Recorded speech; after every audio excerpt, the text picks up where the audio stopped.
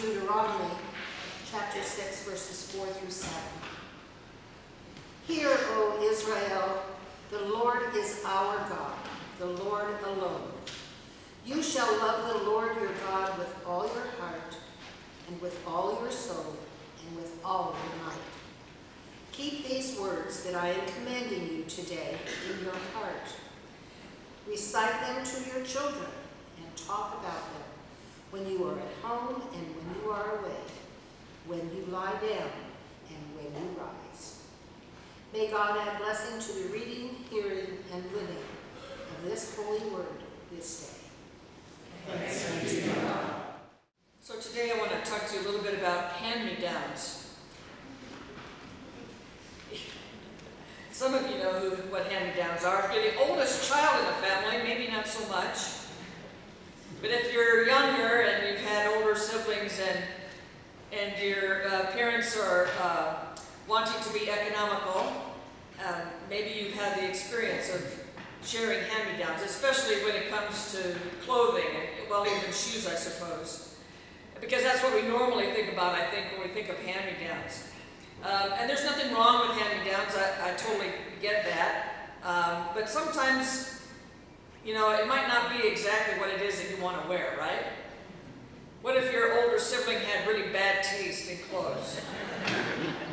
What if you're a younger boy and your older sibling is a sister?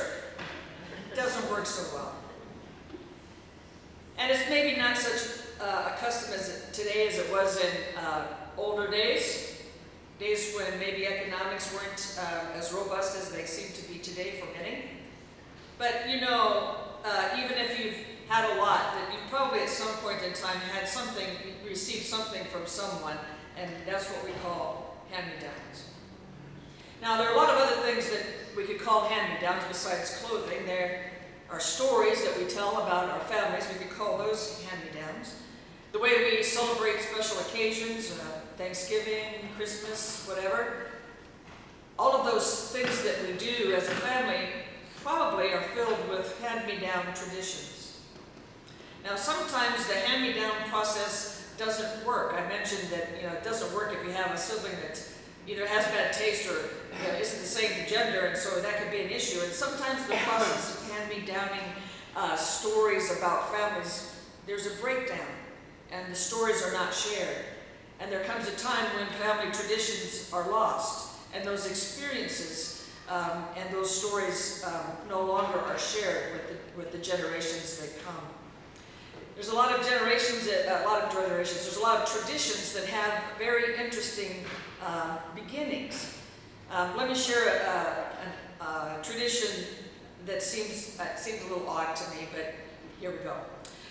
There's a story of the Russian Tsar Nicholas II. It's 1903, and Nicholas notices that there's a sentry posted on the Kremlin grounds for no apparent reason. And after some asking and checking, he finally finds out why. It seems that 127 years before, in 1776, Catherine the Great had discovered the first flower of spring on that spot. So she had given an order that a sentry was supposed to be posted there so that no one would trample that flower underfoot. And so for 127 years, there had been a sentry posted on that spot. Now, this is an example of a tradition that got handed down that maybe wasn't done in the best of circumstances, but things that we have that are special and precious to us, that have meaning and tell us who we are things that we need to hand down. And perhaps nowadays, I don't know how it is with your family, but it's hard to get families together to share stories sometimes. And I think sometimes it's hard to share a story if you're getting the feeling that nobody really cares, about the story. I touched a nerve over there in the choir. And in our day and age, it's hard to pass down stories because, in order to pass down stories, you have to sit and talk. And we don't do that much anymore. Everyone's too busy. And the fact of the matter is that we all have a story that's worth sharing. Some people think, well, I'm boring, we don't do anything special. But if you sit and think about it for a moment, every one of us has a story worth sharing. And every one of us has had some life experience that someone else can learn from. So I want you to think for a moment about the stories that you heard from your parents or grandparents, things that they shared with you that have stuck with you. Some advice maybe that you were given. Some story about, I don't know, great-aunt Fred, or great-aunt Fred. Frederica. I don't know where that came from. I should stick to the script. So just a couple. Does anyone have a piece of advice that was handed down to you that you remember today? Anybody? What? I heard yes. A certain way to do things. Oh, how to set the table. Okay, something else. Get an education. Get an education. Only Can't say something nice, don't say anything at all. If you can't say something nice, don't say anything at all. Only if that one we could practice, huh? And pay only cash. Right, that's another good one. Don't get into debt, pay cash. Anything else? Just real quick. Yes? Make someone's life better a little bit every day. Make someone's life a little bit better every day. don't fight with your siblings. Don't fight with your siblings. That's a great piece of advice that probably gets handed down from generation to generation because it's needed.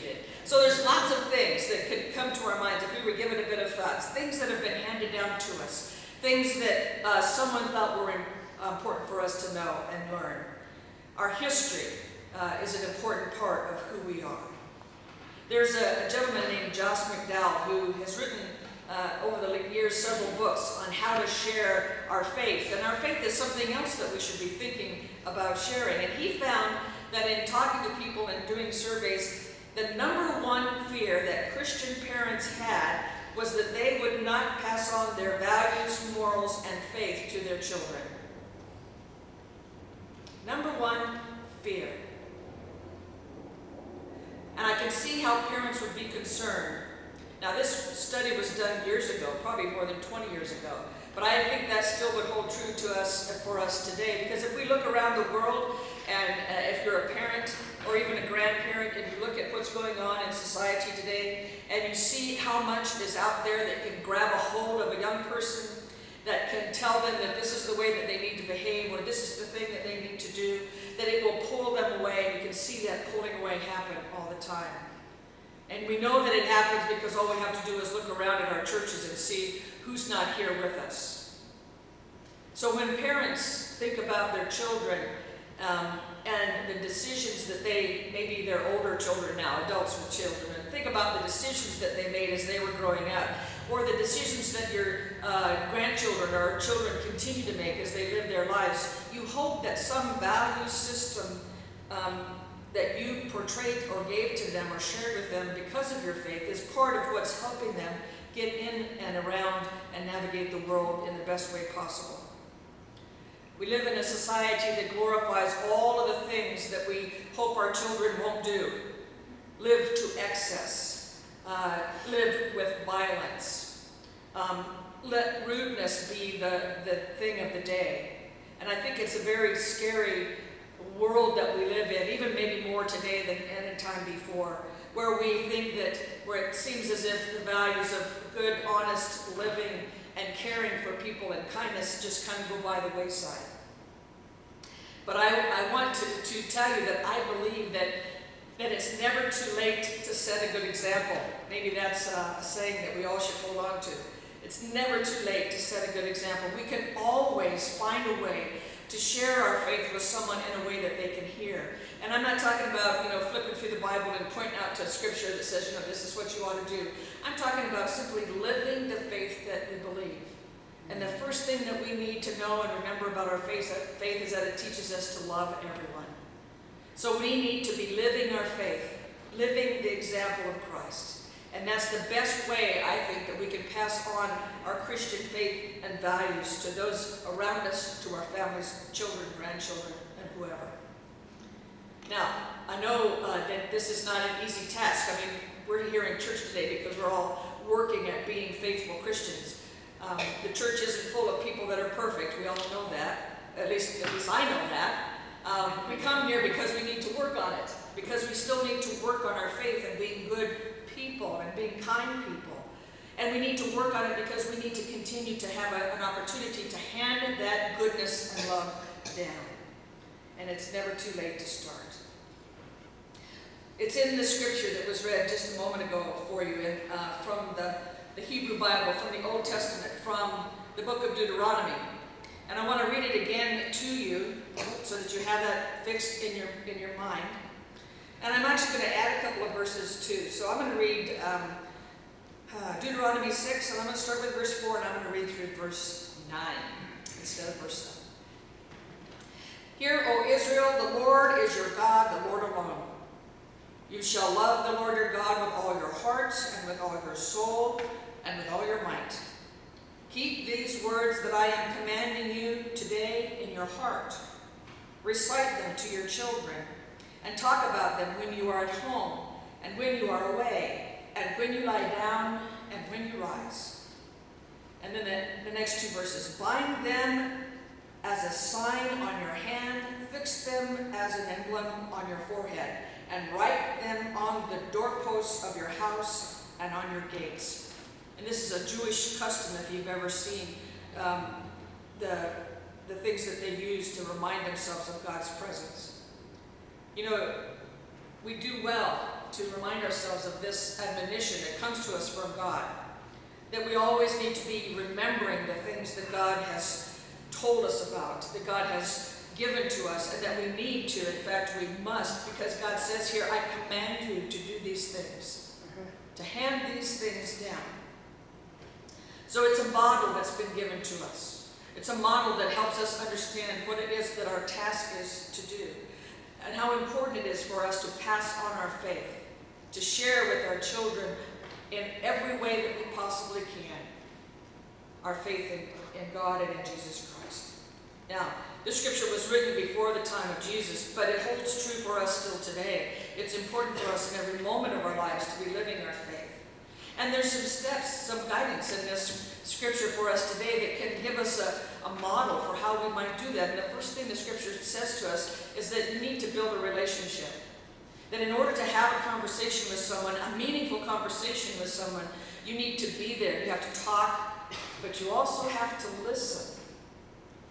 And we have to do everything that we can to share our story of faith, as I said before, in a way that people can hear.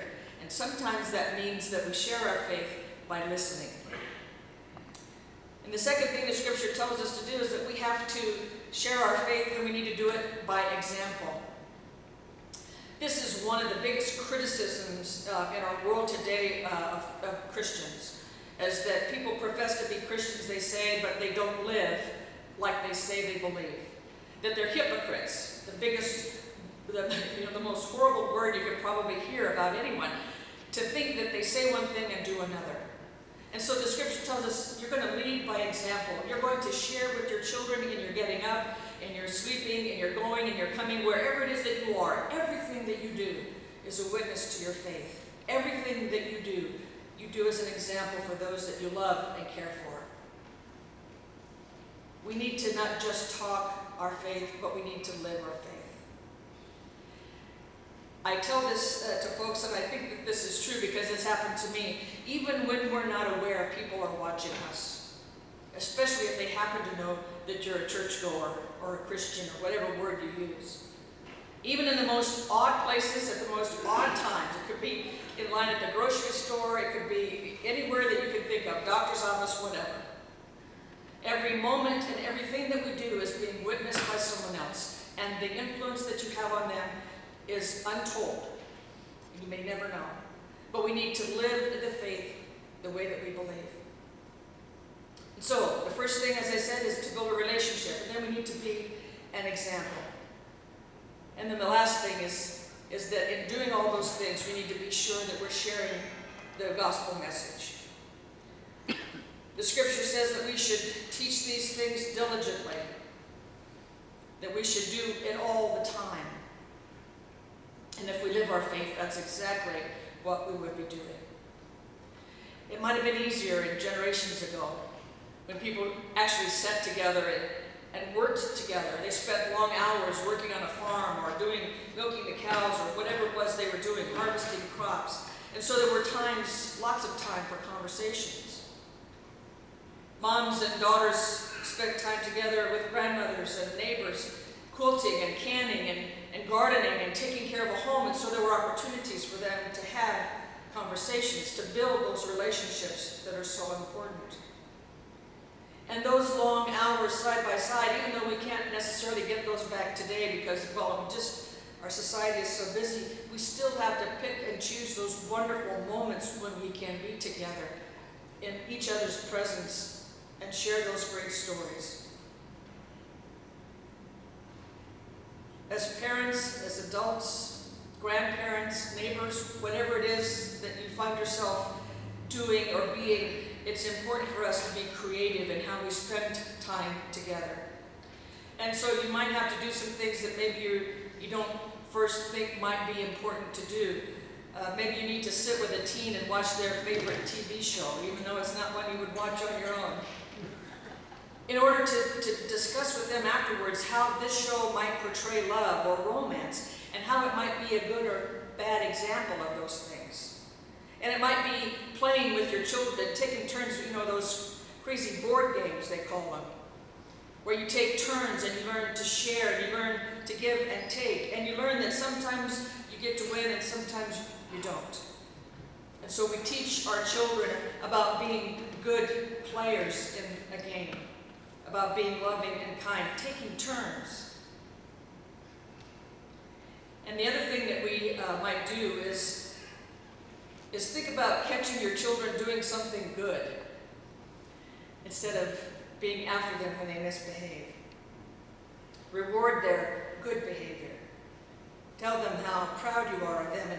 And maybe if you can even segue into, I remember when I was a kid. Get him with that. Some things we learn by instinct. Some things we learn because they're born into us. But many, many, many more important things we learn from example, from hearing them over and over and over again. Have you ever watched a relay race? You know how that works. There's usually 4 runners. The first runner out is the sprinter that runs hopefully the fastest, and maybe the last guy is fast too. And you know that when the second runner or third runner or fourth runner gets up to the place where they have to hand the baton off, that the person in front of them actually begins running before they get there, so that they can be in sync with their running, so that when that baton is passed, the hands are in the right position, so that it can be passed without losing a second of time. A good track coach will tell you that a relay race is won or lost in the transfer of the baton. Because if that baton gets dropped, the race is over. The minorest miscalculation on that exchange changes the race. So, you can use whatever metaphor you would like, hand-me-downs as clothing or running a race and passing a baton, whatever it is that works for you. I think these are both really good visual examples of what it means to hand things on, to pass things down, to share the things that we've learned from the past that have made an impact on our lives with those that we wish to have good lives after us, our children and grandchildren, nieces, nephews, cousins, whatever it is, even the neighborhood kid that doesn't have someone to care for him. It's important that we remember that passing on our faith is the business that we are supposed to be about. If you don't want to share your faith person to person, I would suggest that you write it down and share it that way. But I want to tell you that however it is that you decide to share, you need to share. Don't let the story end with you.